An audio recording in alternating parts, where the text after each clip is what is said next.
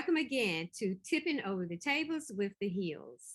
You know, I wanted to start off, Dr. Hill, by saying this regarding, just bringing out the fact that Jesus flipped over tables, didn't he? He Uh, definitely did.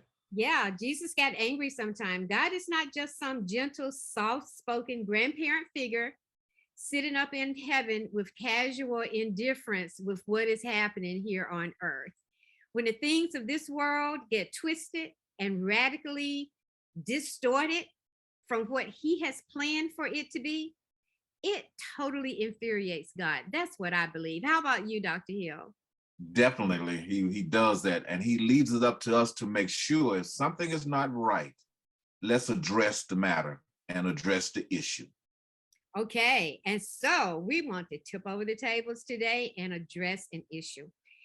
We're not going to call the person's name, but recently, very recently, within the past, say, perhaps week or week and a few days, a well-known figure has made some statements that has caused some concern to our young people. Actually, we have young people who contact us about things when sometimes we may not be aware of them. And that's exactly what happened.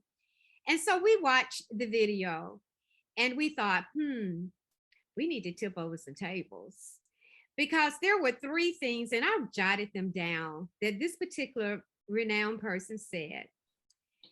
How many of your bills are in your little cousin's name? This is a person who's at a church speaking, getting ready to be speaking before singing. And the second statement or question this person said was, do you live in a house or a trailer park? And all of this was intended for people to laugh in this African American church. And the third thing that I jotted down, she said, was, I'm not as expensive as I seem. I don't know. Maybe you've got a little bit left over from your PPP. And so we want to tip over some tables and talk about that. Talk about people coming to our churches. And here, I want to say African American churches and African American person. And then we expect our young people, our millennials who are the children of us who are baby boomers, and the Gen Zs to stay in our churches. And we get perturbed when we find out they've gone to churches that are not African American. What do you have to say about that, Dr. Hill? What we find here, and this individual is not the problem. This individual is a byproduct of a culture that's being established in our churches, a culture of talking down to people when or someone might not agree or we see something, we are very offensive in our language.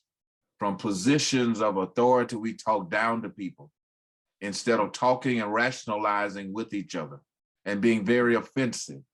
And this is an ugly culture. And she is but a product of that culture. And she's not the only one that we have seen do that. Anytime we find ourselves in church today, if we don't agree with something that's in society, we see something, we talk down to people as though my opinion and my understanding is the only one that's right. And that's wrong within itself.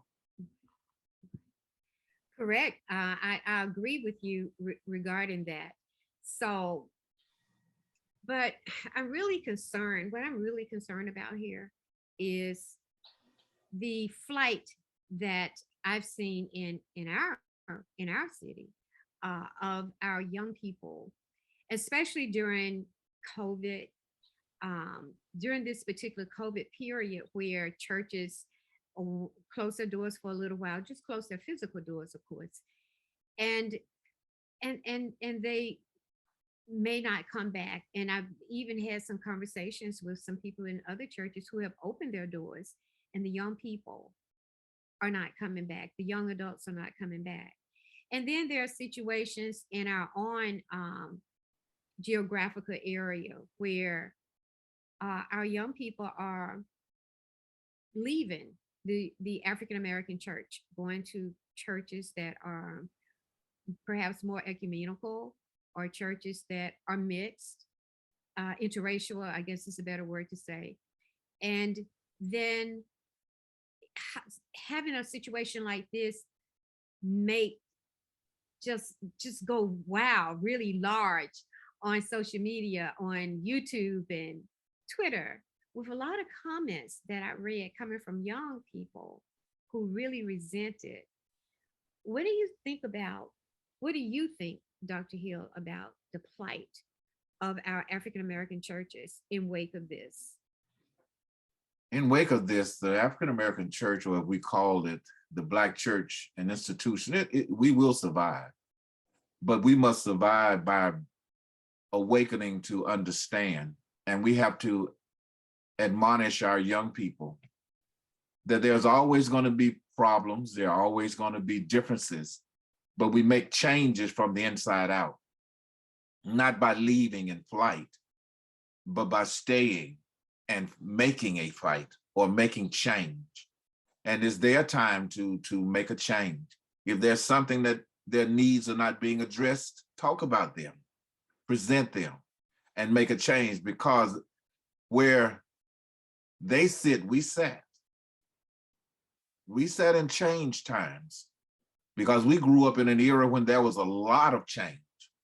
And a lot of the adults listen, and what we call adults or seniors listen, as we will listen and make a change. And this is what I believe that we have to do. We have to sit down, as God told Isaiah to tell of us, come, let us reason together. Let's sit down and let's talk, because everything that we do is to gear toward the master, to bring Christ to the world. And that's what our goal is. Not for entertainment, not for show, not to receive, but what we can do for the master. And that's what we're supposed to be doing. And that's what we're going to have to do. There are some people who may be hurt, not necessarily just young adults, because you and I, we're hurt about this. But how do we reach the unchurched to our church, to our African American churches? How do we reach the unchurched when they take one single incidence of ugliness that they see from what they perceive to be Christian? How do we handle that?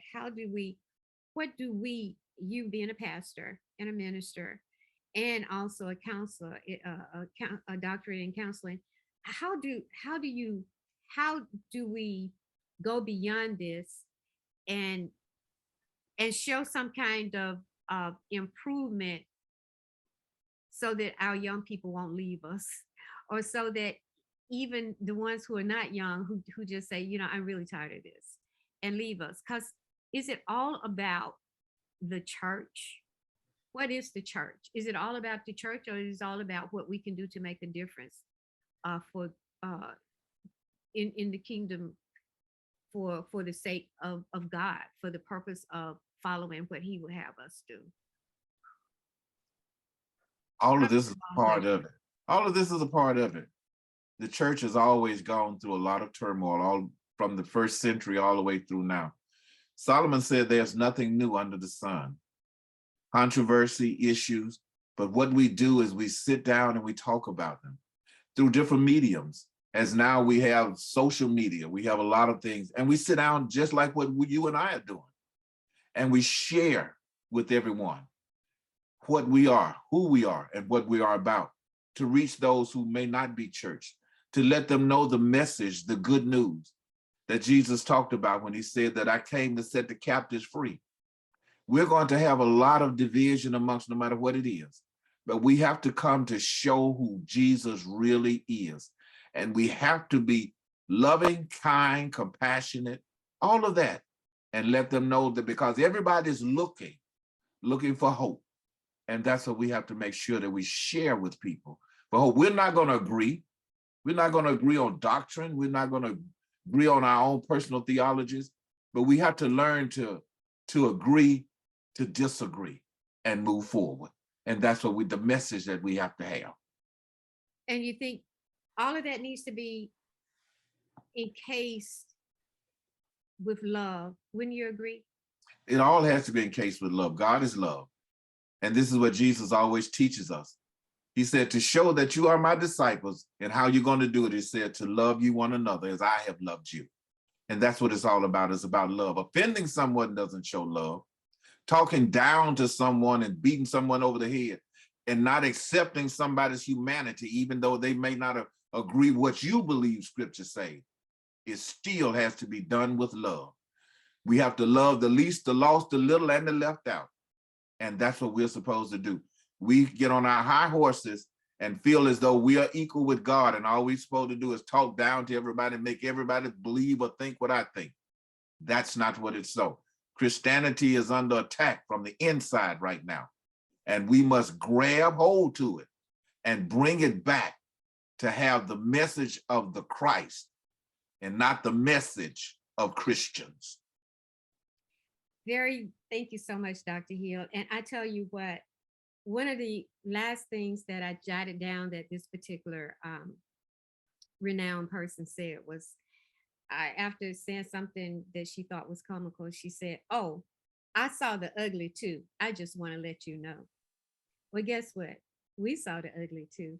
We did. And if you're watching Tipping Over the Tables, we just want to let you know. Until next time, this is Dr. Hill and Tyree-Hyche. Be blessed.